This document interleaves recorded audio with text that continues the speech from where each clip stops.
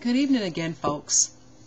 This is my third video for the night, and it's entitled Why Working from Home is Great, which is actually a piggyback off the first video.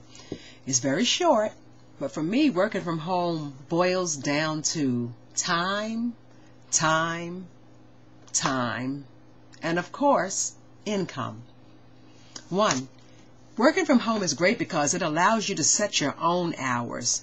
You don't have to punch the clock, but you still have to be mindful of time, especially someone else's, because time is money. 2.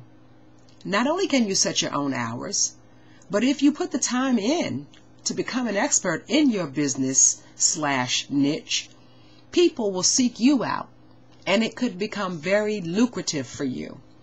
3. The last few days I have been off of my day job. It has allowed me the extra time to do so many things that I don't ordinarily get a chance to do because I'm tied up between the hours of 7 to 4:30. Working from home is great because I can do what I want to do or not do when I want to do it or not do it. That sounds funny, but that's because I'm relaxed. 4. You work for yourself, but still be mindful that others do require your assistance.